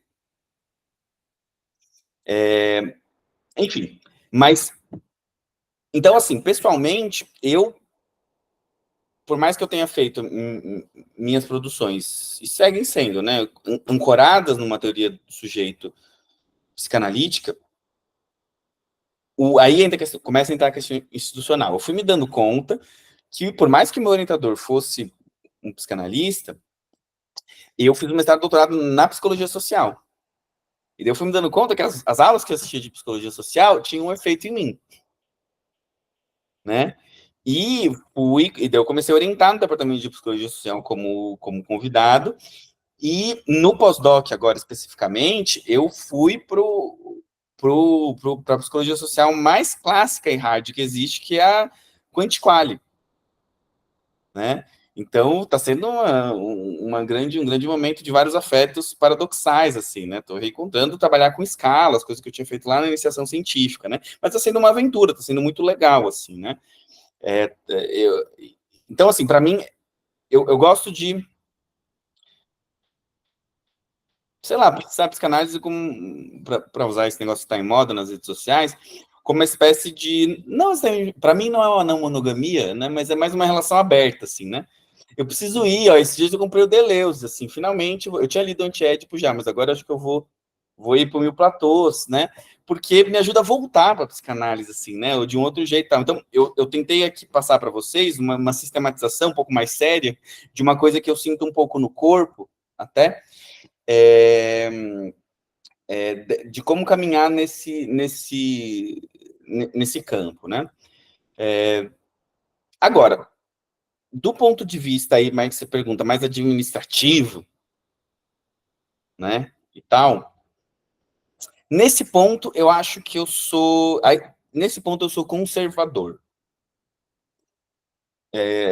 Nos outros eu tento ser um pouco desconstruído, mas nesse ponto eu sou conservador, que é, eu sou daquelas pessoas que acreditam na universidade, no sentido mais clássico. Então, eu acho que seguir... se você faz um trabalho relativamente sério com qualquer conceito, você consegue conversar com outro campo.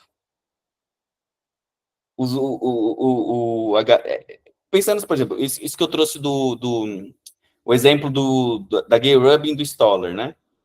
A Ruby, imagina, né? Feminista, sapatão, BDSM, os caralho. Ela lê os caras e ela não vai ficar tirando eles, não vai ficar falando, eles são burros, são conservadores, são transfóbicos. Ela vai pegar o melhor daquilo que era um trabalho sério à época, ainda que hoje a gente vê com ressalvas, com problemas, e usar para o campo dela, né? Então, eu acho que um trabalho sério, sei lá, aquelas coisas mais básicas da universidade, boa revisão de literatura, sabe? Se a gente faz eu uso metáforas culinárias, você faz um bom arroz com feijão, você consegue fazer saltos interdisciplinares. Por mais que é isso, quando a gente está no começo da carreira, iniciação, mestrado e tal, a gente vai conseguir falar de uma coisa em específica. Mas daí, se eu domino bem um seminário do Lacan, eu vou falar, olha, não, nesse ponto do Lacan, eu sei que eu posso falar que ele está usando a linguística. Eu sei que ele... Entendeu? E daí vem a posição política.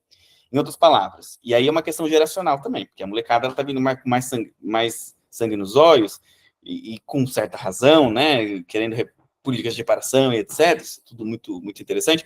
Mas para isso ter efeitos na estrutura acadêmica, inclusive, isso precisa vir junto com o lance mais universitário, clássico, de apropriação dos textos clássicos, né?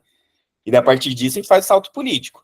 Se a gente domina Estou aprendendo isso com o meu supervisor, né, de pós-doc, é um cara que não gosta de psicanálise, né, abertamente, a gente fica tendo uns arranca rápido, mas estou aprendendo muito no sentido de que ele tem muitos orientandos negros, né, faz um trabalho forte, inclusive de conseguir bolsa para esses orientandos, um trabalho notável, e insiste com a gente que é preciso ter um bom conhecimento dos clássicos para poder subvertê-los de dentro. Né? Eu sou conservador nesse ponto, por quê? Porque eu não acho que dê para pegar a Butler embaixo de um braço e Preciado embaixo do outro e atender. Fazer clínica trans. Eu não acho que dê. Né? Não acho que dá para pegar e pensar relações étnico-raciais no Brasil com grada quilomba só. Sem bater um Clóvis Moura, legal, sem bater um próprio Fanon. Não acredito que seja possível. E um Freud. O Clóvis Moura, não, tudo bem, que daí você precisa ler o Marx junto, né? Mas o Fanon, pensar um Fanon sem Freud, boa sorte.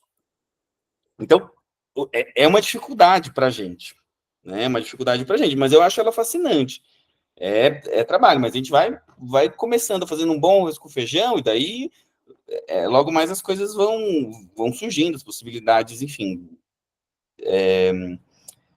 de articulação entre os campos vão surgindo. Mas, de novo, para concluir mesmo, eu tentei expressar aqui de maneira um pouco mais séria uma inquietação minha que é pessoal. Como vocês podem ver, não está plenamente resolvida, né? Mas a gente vai achando as brechas aí, inclusive universitárias, para poder trabalhar nisso. Véio. Que campos são mais abertos para essa indisciplinaridade? Achei muito feliz a expressão, né? Eu não deu tempo ainda de eu pensar, mas eu quero propor uma espécie de... não é monodisciplinaridade, porque eu não achei o termo ainda, né? Mas eu acho que a interdisciplinaridade ela tem que virar uma monoconceitualidade. Acho que no futuro eu gostaria de fazer isso. De você pensar conceitos que atravessem as fronteiras disciplinares, entendeu? Várias disciplinas, mas um conjunto reduzido de conceitos brincando entre elas. Esse seria o que eu acho que um universo muito interessante de trabalho, assim. Mas, enfim, eu acho que eu não te respondi, mas vamos passar a palavra para a galera, porque senão o tempo acaba. A gente pode fazer um bloquinho que 2 pessoas tinham levantado a mão? Pedro, e você responde as duas, pode ser? Matheus, você ainda quer falar? Você abaixou sua mão? Sim? Então, Matheus, em seguida, Aldalgino, então. Na verdade, é que eu troquei de aparelho. Boa noite a todos e a todas e a todos. Não é uma pergunta diretamente, mas é que eu gostaria de ouvir mais o Pedro no sentido daquelas questões que ele trouxe, das contribuições da Lélia Gonzalez no Brasil, dentro do conceito de racialização no lance da branquitude como duplo silenciamento, e também a questão da branquitude como processo social e psíquico que funda subjetividades. Seria nesse sentido mesmo, não necessariamente uma pergunta, mas que você comentasse mais sobre essas questões da Lélia, psicanálise e Brasil. Certo, vamos lá, Matheus. Como eu estava correndo para terminar, eu não fui tão preciso nesse ponto.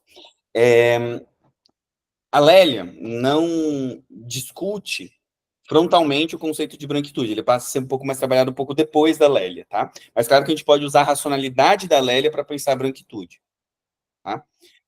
Eu entendo que a Lélia Gonzalez, nesses textos, eu não estou falando da toda a obra dela, que é muito ampla e heterogênea, tá? Mas pensando se ela dialoga mais com o campo psi, que é o racismo e sexismo na cultura brasileira, e o categoria político-cultural da mexicanidade, são textos belíssimos, ela vai na contramão, e aí começam as diferenças teóricas, né? Ela vai um pouco na contramão de pensar, a meu ver, negritude e branquitude enquanto categorias, digamos, essenciais. Se você pegar o racismo e o sexismo e ler, fala assim, ué, cadê a branquitude aqui? Você aperta e você não encontra ela. Por quê? Porque a Lélia, ela é uma pensadora, e isso tem a ver também com a psicanálise, mas não só, mas também, ela é uma pensadora que pensa a relação. Ela não pensa o sujeito da relação. Então, ela vai dizer quase assim, olha, o racismo, ele é um efeito do não reconhecimento do branco para com o negro, do desejo, né, do desejo próprio. A partir do momento que o branco não consegue assumir o seu desejo pelo negro, e num nível maior, que a cultura brasileira não se reconhece enquanto negra, você tem o racismo como um sintoma. O racismo, ele é um efeito do não reconhecimento de uma relação, ou melhor, da impossibilidade de uma relação. É pela impossibilidade de um amor pleno entre pessoas de raças distintas que o racismo surge. Então, o foco analítico dela é na relação, não é tanto na branquitude enquanto, digamos, uma identidade, ou nela enquanto um dispositivo de poder idêntico a si. Né? Outros autores vão trabalhar a branquitude de maneira mais direta. Né? O Cardoso, principalmente a Cida Bento. Eu citei alguns deles no artigo que eu publiquei, que chama Diagnósticos Sociais da Branquitude. Né? E eu joguei ali como um duplo silenciamento, daí a partir do Fanon, tá? O Fanon, eu acho que ele é um cara mais que fala desse duplo silenciamento.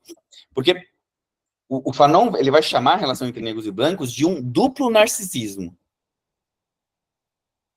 Né? É uma expressão, assim, da qual dá pra gente falar bastante. Porque ele não está dizendo assim, os brancos são narcísicos e os negros são oprimidos. São também. Só que ele está dizendo, o diacho da racialização é que ela produz duas ficções. Ela produz duas ideologias. A do branco e a do negro. E daí ele vai dizer, né? O branco está fechado em sua brancura e o negro em sua negrura. Né? Então, do ponto de vista da branquitude, ela é um duplo silenciamento, por quê? Porque você silencia o que o outro pode ser, o outro racializado pode ser. Então, sei lá, exemplo, tem a ver com essa intersecção com gênero, né? A mulher negra. A mulher negra, ela pode ser vista por um discurso do homem branco, digamos assim, como uma... A Lélia trabalha bastante com isso, né? Tem uma orientanda minha que também trabalhou com isso, que chama Jaine Ornelas, que se ela é uma mulher retinta, ela é uma mulher que é para trabalhar. Se ela é uma mulher parda, é uma mulher que serve para se relacionar sexualmente, mas não para casar. Então, eu olho para aquele outro e eu vou silenciando todas as possibilidades que ele tem por conta da racialização dele, entendeu? Só que, ao mesmo tempo, essa é uma racialização que opera sobre o sujeito também. Ou seja, a branquitude, ou o efeito da relação étnico-racial sobre o psiquismo individual, ele também silencia o branco na medida que ele cria uma ficção de que isso é bem patente no Fanon, né, de que o discurso europeu, por exemplo, o branco era o discurso da razão e o discurso da emoção, o discurso digamos, quem tem lugar de fala são as pessoas negras. Né? O branco está no universal. Isso é um silenciamento também. Essa ideia de localizar, né, de convergir totalmente a branquitude com essa universalidade abstrata, racional, e dizer que quem tem afeto são os outros, quem tem identidade. Vocês já ouviram essas expressões, né? Os identitários, né? Os identitários é os travestis, as pessoas negras e tal. Então, eles têm identidade e eu não tenho. Por quê? Porque eu falo do universal. Percebe? Esse é um silenciamento, é um auto-silenciamento. A pessoa perde com isso também. A gente fala, não, o sujeito da psicanálise ele não tem cor, o inconsciente não tem cor, ele é um silenciamento de várias outras coisas que poderiam acontecer. Desculpa te interromper, Vai. mas em que sentido? Porque ficou um pouco. Não é dúbio nem ambíguo, eu não estou conseguindo localizar uma palavra para definir nesse momento. Porque você falou que silencia o racializado em sua potência, dando o exemplo lá. E uma relação que incide, que silencia, eu não consegui entender essa outra forma de silenciamento que incide sobre aquele que silencia o racializado. Seria uma forma de silenciamento em que âmbito? Não ficou claro para mim, apesar o fato de usar também não ficou claro, denota um certo racismo, né? Mas não consegui compreender essa parte. Uhum. Porque para o Fanon, o sujeito branco, ele é um sujeito também cindido. Ele é um sujeito também ele pensa a sua experiência a partir de um recorte narcísico que deixa, se ele deixa, é uma conta meio básica. Se você deixa a emoção, a identidade para o lado do outro, significa que você está supondo que você não tem uma. Nesse sentido, é um silenciamento também das potencialidades digamos, do sujeito branco. Ele também se vê enfurnado dentro de uma determinada identidade. Para Lélia, o problema disso é que isso retorna como um racismo, no ponto de vista do desejo. O fato de eu não assumir um desejo, sei lá, para uma mulher negra, volta como um ódio. Isso aparece, por exemplo, na Rita Segato também, com a ideia da foraclusão do gênero e da raça, no Édipo brasileiro, ou Édipo negro.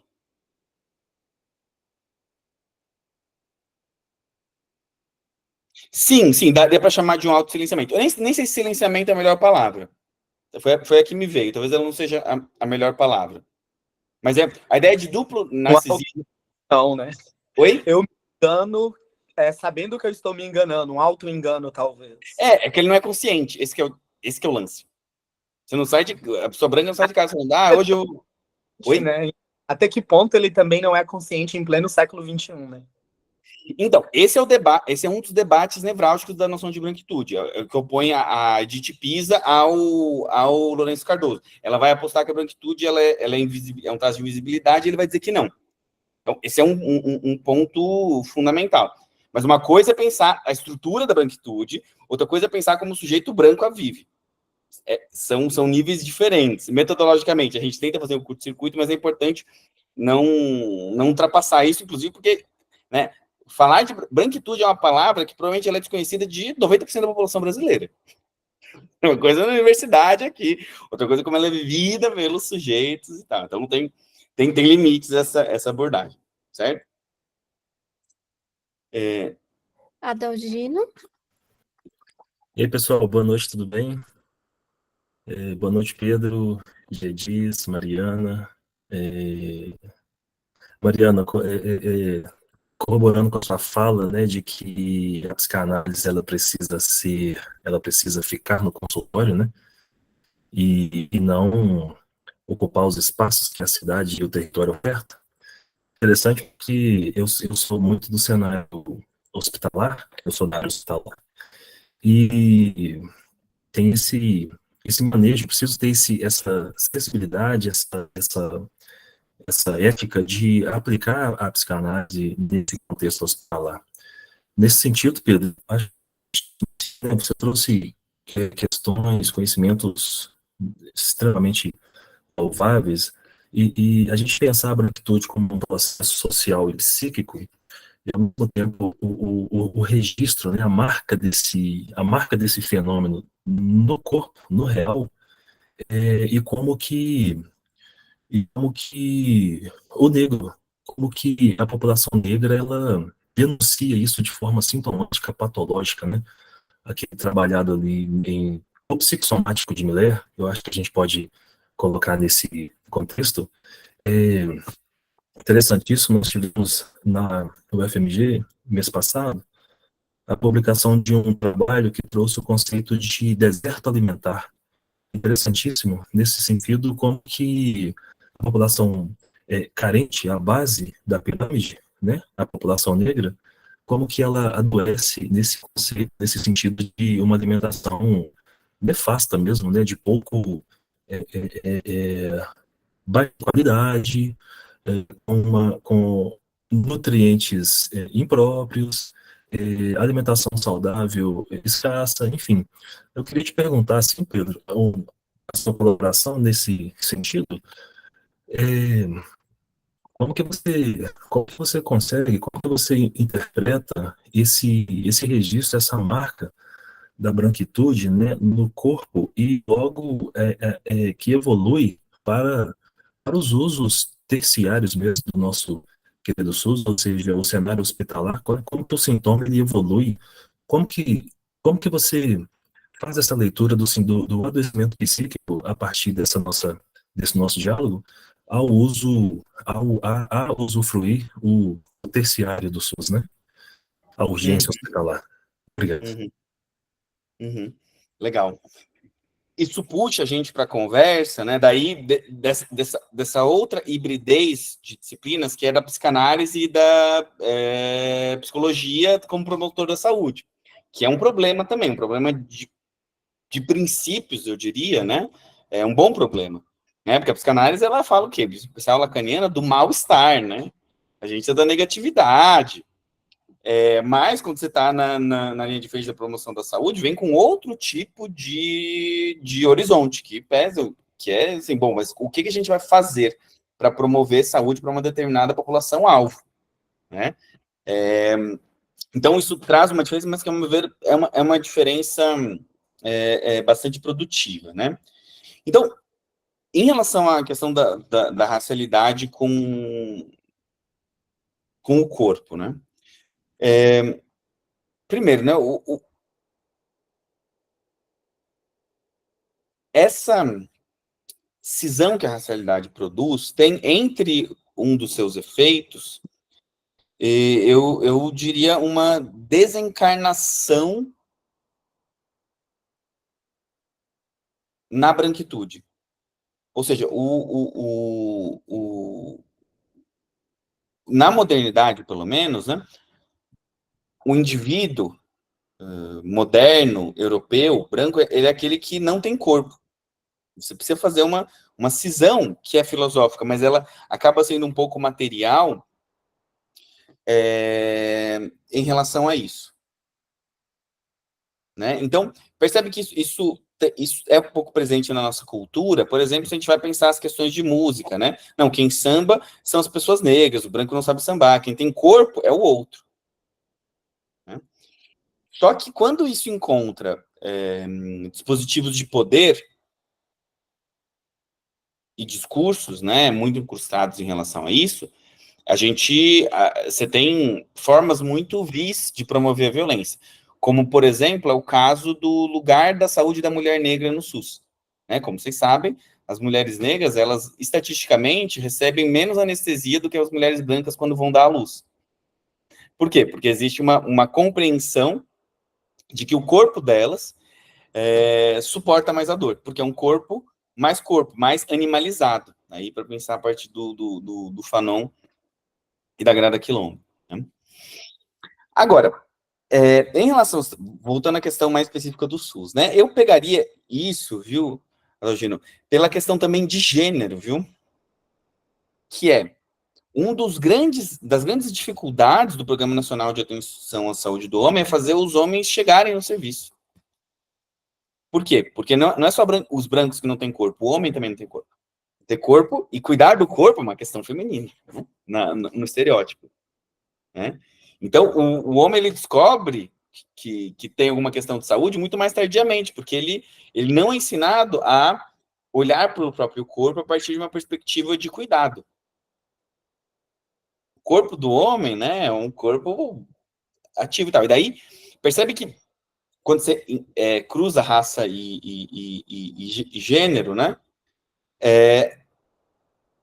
esses corpos que são socialmente, né, nomeados, vividos como masculinos, eles são formados discursivamente e encarnados como corpos que não devem sentir dor. E de fato não sentem dor, e de fato demoram para chegar na atenção básica, e em geral vão para a secundária ou para a terciária. Então a gente tem dificuldades de implementação dessa política também por conta dessa questão que é majoritariamente social. E, de novo, a gente tem que cruzar isso também com a questão de classe, né? Porque tem um discurso, digamos, sei lá, feminista de Instagram, que, sei lá, dá risada dos caras que têm câncer no pinto porque não lavam o pinto. Aí, tipo, como o homem é burro. Não, é burro também, mas esses caras que sofrem disso são pessoas que estão num lugar social também de uma vulnerabilidade específica, ainda que sejam homens, que é de classe. Que é um cara que ele não tem acesso à discussão sobre saúde, sobre cuidados básicos, e ele, principalmente, não tem tempo de ir no serviço de saúde, porque ele está trabalhando. Porque ele foi ensinado que ele tem que trabalhar para suprir a família. Então, pensar a saúde é pensar todos esses níveis de marcação social da diferença. É um desafio. É um desafio. E nesse ponto, né? Acho que uma coisa que eu não coloquei aqui na fala, mas que eu acho muito importante negritar, antes da gente terminar, é que isso tudo que eu coloquei aqui, dessa transdisciplinariedade, interdisciplinariedade, ela só é válida na condição de haver também uma humildade disciplinar. No sentido de que você tem campos, né, em que as teorias talvez não têm menos a contribuir do que outras, né? Então,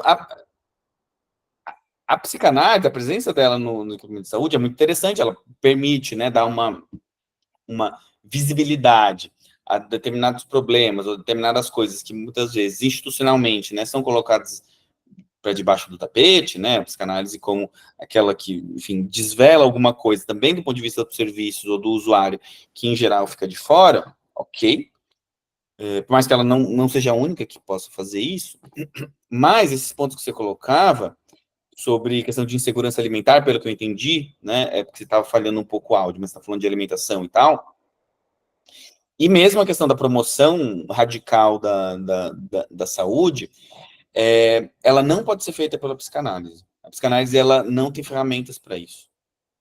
A psicologia não tem ferramentas para isso. Em última instância, a saúde coletiva não tem ferramentas para isso. Porque a única forma de implementar uma forma, de fato, igualitária de promoção de saúde nesse nível, e de você acabar com a fome, sei lá, insegurança alimentar, acabar com essa disparidade social de distribuição de saúde, é com um negócio chamado revolução. Enquanto houver capitalismo, não vai haver saúde coletiva. O projeto do SUS, ele é um projeto fadado ao fracasso. Na sociedade, a saúde ela vai ser rifada, e como a gente está vendo acontecer nesse governo dito de esquerda. Defender a saúde não é defender, eu acho, está sendo gravado aqui, posso perder minha carteirinha de lacaniano, defender a saúde não é defender, nesse momento, não é defender o sujeito inconsciente. É defender o fim do capitalismo. Para um sujeito, para singularidades existirem de fato, vai precisar muita água rolar. Então, a gente tem vislumbre disso, a gente tenta fazê-las aparecerem em determinadas frestas, mas a gente está enxugando gelo. Não acredito que a mais avançada reflexão sobre psicanálise tenha o poder de lutar diretamente contra essas assimetrias sociais. Ela pode servir, essa é a minha aposta, ela pode servir como uma ferramenta na diagnóstica dos nossos problemas e a gente poder imaginar o que viria a ser uma outra subjetividade. Né? Mas para esse tipo de modificação acontecer, é necessário uma revolução, uma transformação social muito radical que, em geral, tirando ali uma coisa do freudo-marxismo, uma coisa esparsa aqui e ali, os trabalhos do Davi Pavão Coelho, etc., a psicanálise não tem se aproximado desse tipo de radicalidade. Ela atua mais no negativo. Agora, na parte do positivo, do bicho pegando, do ponto de vista de uma transformação mais estrutural da sociedade, ela ainda não é o saber que está caminhando ali mais à frente, infelizmente, mas, enfim, estamos trabalhando nessa perspectiva. Eu acho Pedro, só um instantinho, Matheus. Como a gente passou das 9, tudo bem a gente abrir para mais uma pergunta ou comentário do Matheus? Vamos comentar do Matheus. Tá bom, obrigada. Não é necessariamente uma pergunta, eu acho muito interessante, enfim, o fato que o Pedro falou sobre a gente parar um pouco com o viés salvador, tanto da psicologia quanto até mesmo de outras vertentes, né, que trabalham com social, seja assistência social, enfim, ou a psiquiatria, ou até mesmo a política em si, né, como ela tá dada, o Lula, o pai dos pobres, né, que vai salvar o Brasil da pobreza, enfim. E é muito interessante pensar que só faremos revolução, não sei como faremos revolução, né? O Fanon dá algumas ideias em Os Condenados da Terra, se eu não me engano. Não imagino que seja uma das formas de fazermos revolução agora no Brasil, mas é algo a se pensar, né, para um Brasil talvez não tão distante. Mas eu fico parando para observar que a gente consegue, né, sim, visualizar e vislumbrar a psicanálise em vários locais, mas algumas coisas só podem ser efetivadas com justiça social, né, com políticas públicas ali efetivas e incisivas, principalmente quando a gente fala de pessoas pobres, né? Hoje em dia está muito em voga aí o termo aporofobia, já tem o padre Júlio Lancelotti ali dentro de um viés de uma teologia da libertação de base marxista aqui na América Latina, que já vem trabalhando nesse sentido, e eu vejo isso como uma forma potente e interessante para a gente pensar a questão do pobre também, mas que aqui das nossas casas, sentado nas nossas cadeiras confortáveis, nos nossos ar-condicionados, falando para nós mesmos, não tem muita reverberação e não tem muita resolutividade prática para a questão.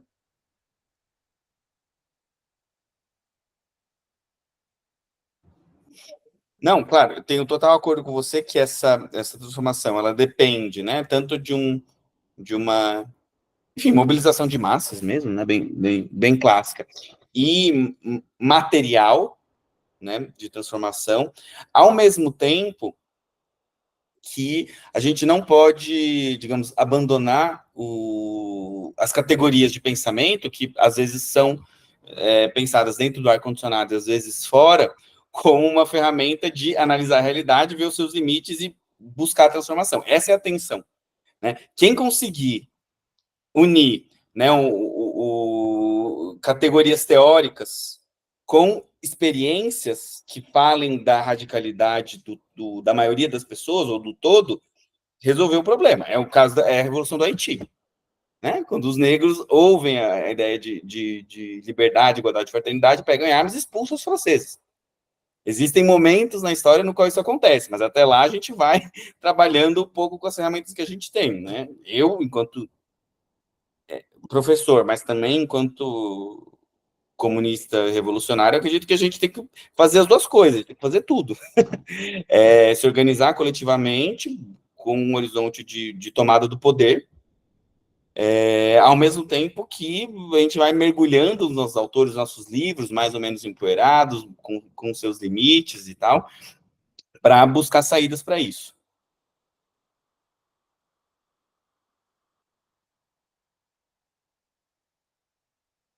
Certo, gente? Maravilhoso, Pedro. Muito obrigada. Gente, muito obrigada por terem ficado até aqui conosco, né? Ju, você quer fazer o convite para a última palestra? Sim. Agora, em julho, a gente vai ter a 5ª e última palestra do GDIS, com o Walter Lippold. Deixa eu só pegar aqui a informação certinha.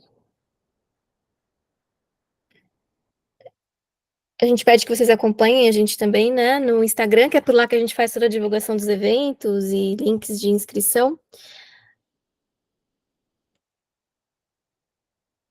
Então, a gente vai ter, com o Walter Lippold, Colonialismo Digital e Descolonização da Tecnologia, apontamentos desde Fanon, que vai ser ministrada no dia 2/7.